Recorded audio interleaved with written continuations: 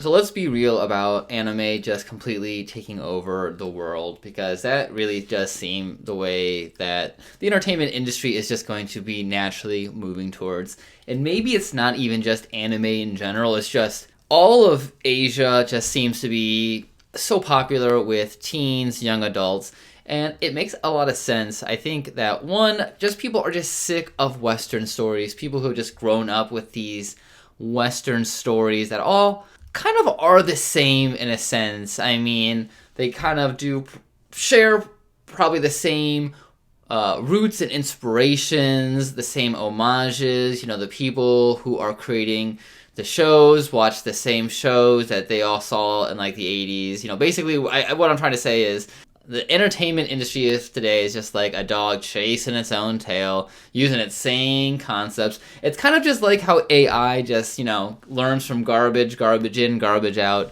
That's kind of what today is. They've just been watching the same TV shows, movies that have been popular for the last, I don't know, 60, 70 years now. You know, basically, you know, start the clock at Casablanca and move forward. That's how long basically we've been watching basically the same stories. Even before that, you know, I think you really see the issue with Western stories when you see the villains. Very rarely do you have this awesome villain that just has an interesting motivation that isn't just, you know, some melodramatic man twirling his mustache, you know, putting the damsel on the railroad.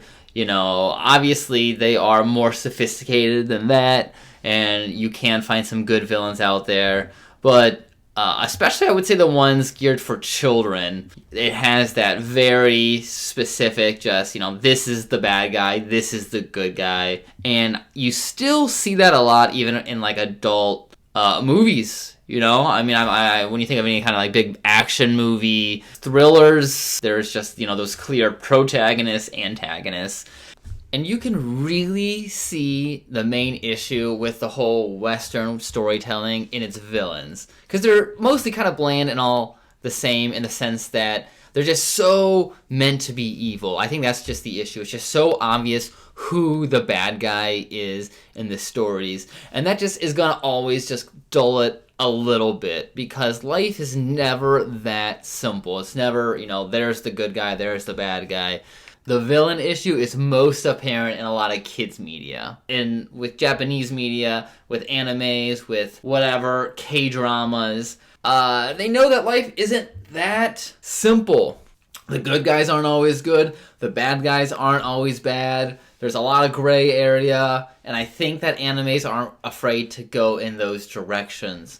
And I think what's really cool that isn't talked enough about is how animes mostly are born from these mangas. So the nice thing about for animes is there's already this really, you know, basically tested blueprint that they know is going to be popular, that there's going to be a fandom behind to at least jumpstart it, and then if it gets popular, you know, great, good for them. If it gets popular, then they all win. But the thing is, like, they have the blueprint of the story, they have the characters, they even have a storyboard of more or less what the, you know, key shots are gonna be. America and the West does have this equivalency. We do have, like, these comic books, but it seems like the comic books that get made are mostly like these superheroes, again, that go to the whole, you know, good versus evil theme that makes Western media so dull. The West also really puts series on a pedestal. TV shows, franchises have just been going on at this point for decades. The West really likes to just keep telling, again, these same stories, using these same characters that people already love, that's already established, and that really squashes creativity.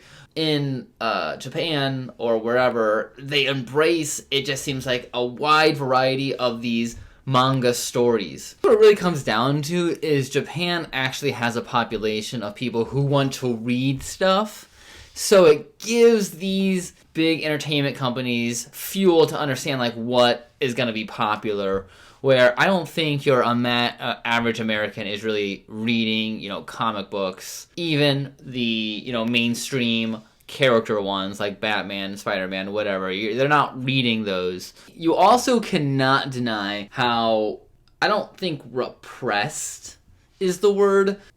Depressed, maybe? I don't know. But you can't deny that there's something in Japanese culture that seems to really just crush some sort of individualistic spirit. And when you really can't outwardly express yourself, you retreat inwards yourself to some amazing fantasies. I mean, I just think there's a reason why the Japanese fantasies are just some of the most celebrated across the world, because it's coming from a place of probably a lot of torture and a lot of pain. Like, you can't create a lot of the stories and a lot of the situations that are imagined without a place of pain. And it's also, again, the Japanese people, audience, willing to seek out a bunch of different sources, willing to try a bunch of different authors and things, and just give crazy ideas a chance. And the reason why these crazy ideas are given a chance is because they're tested out on such a low, cheap level, just pieces of paper and time. You know, you don't have to put a lot of risk into some big show when you know that there's already a baked-in audience. But Americans, no, we're not gonna do that. We're just gonna stick to what's safe, because we just don't have that data. We don't have a time-tested formula. We can't get people to actually start reading. I mean, when there is a book that's popular, yeah, there's usually a TV series, there's usually a movie, or when a movie of a book or a series gets released, it then makes the other thing popular. There's not this steady stream of independent creativity that can just be tapped. Western media is gatekept, and you can see the issues that causes in the shows that are coming out now. And sure, anime has its fair share of legacy series, I guess we'll call it. Dragon Ball Z, Naruto, whatever. But just the ratio of new to old blows Western media out of the water. I mean, the fact that we have honestly recycled Indiana Jones again, with Harrison Ford even, is just beyond disgusting. It kind of goes back to that one Deadpool joke, the Deadpool Wolverine joke about Hugh Jackman doing this until he dies. That's just how obsessed Western media is with just preserving a culture, I guess. I don't know, that we hang on to these actors that even just play these characters for so damn long. And I think the bellwether to really show this issue is the children. It's always the children. And the bellwether is the children because it just is so much popular with teens, young adults, kids even, than ever before. People probably think anime's always been big. You know, Dragon Ball Z, Naruto, whatever was on Adult Swim, Toonami, whatever. But it was just so small. And I wouldn't, the selection of shows was just so small, and I really wouldn't say that kids were a fan of anime per se, more that they were just fans of those shows. And again, it was just mostly an access thing, because, you know, if you were a huge fan of anime, then there were avenues back in the good wild west of the internet, you know, and go on YouTube and probably watch entire series of, like, fan dubs, and some even still exist to this day online. Now, there's so many legitimate avenues for kids to be exposed to these rich stories. Any kind of idea imaginable you can really explore with anime, and I just think that's really special, and I think kids, teens, whatever, identify that. They pick up on that. They see the creativity. An 8-year-old doesn't give a rat's ass about Western legacy media. They care about cute, cuddly, whatever. The Japanese have just been on top of that for a long ass time. I mean, their mascots, they get everybody. And I don't understand. There's no way that we can really replicate it. Even when there are some shows that try to replicate this. There are some Western shows that do try to replicate, like, the style. But there's just no way to copy an entire mindset, an entire culture, entire philosophy around good, evil. There's just no way for our artists to trump whatever Asia is producing over there. And again, I think it really does come down to the fact that they have that test audience built already in, that they already have that fan base where they can guarantee at least this one season. And I wonder what this really is going to have an impact on future Western media, like companies, production companies and whatnot. I wonder what, honestly, the conversations in boardrooms are right now, because they have to identify the threat. They're not idiots. They have nieces, they have nephews, they have sons, they have daughters. They know where the kids' eyeballs are going, and it's not their movies. I do think things are getting better for them, though. I think they're understanding how to actually start marketing on TikTok and things like that. They're starting to learn. But there's just this intrinsic quality that anime has that Western media doesn't even touch. We've talked about a few of those qualities. One of them being just like the absurd stories. And not only is there these absurd stories, but there is like a whole genre of absurd stories, like the tropes.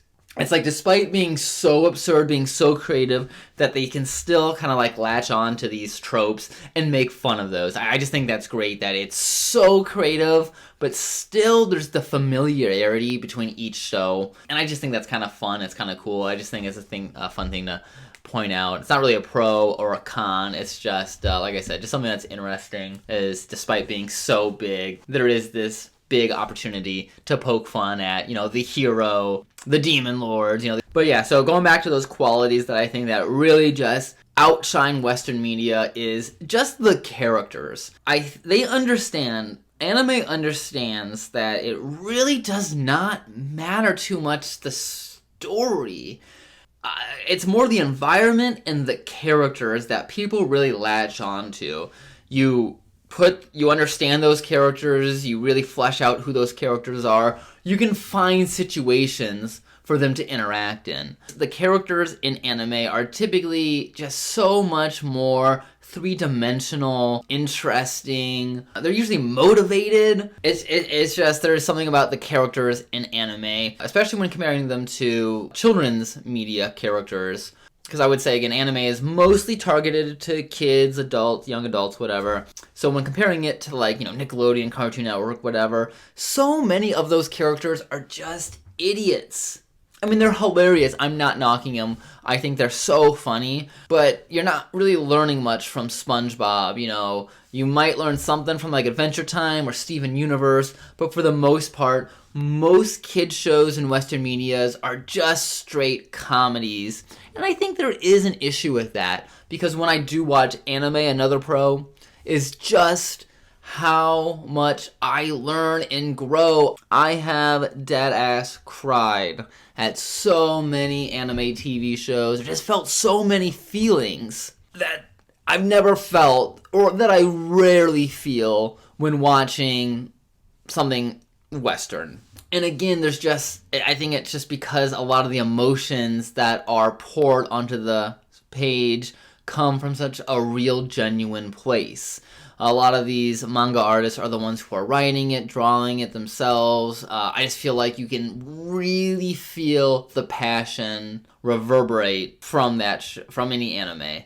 At least the good ones. Obviously there's going to be a lot of crap ones. I've just felt so many feelings from them. Probably the biggest pro out there is just how much merchandise you can center around anime characters. I would say that's the real measure of success for any media, is how many book bags, keychains, t-shirts you can sell to the masses. And just again, anime just knows how to create the cutest characters out there. And it seems like when it comes to Western stuff, Western media, there's always a bit of a lag before that merch really hits. I would say the lifestyle of merch is, if it's successful, you'll see things in the toy aisle, and then 20 years later, you'll see like t-shirts at Hot Topic. That's how you know something was successful in America, is basically, did it have toys on the shelves 20 years ago, and are merchandise now in like Hot Topics? But anyways, what can these American companies and Western companies do to kind of compete with this onslaught of anime that doesn't seem to be stopping?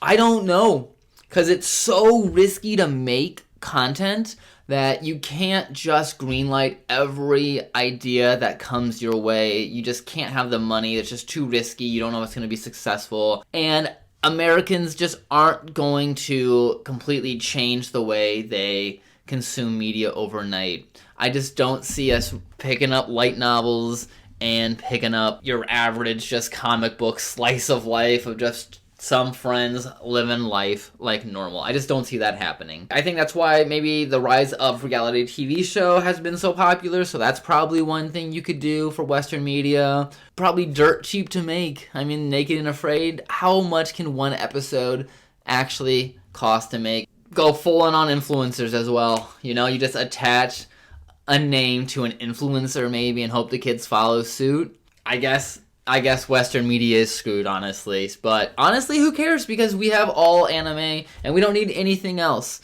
So I guess maybe talk to Ben Stiller. He might be able to save Western media. This is Media Philosophy, talking about the deeper side of entertainment.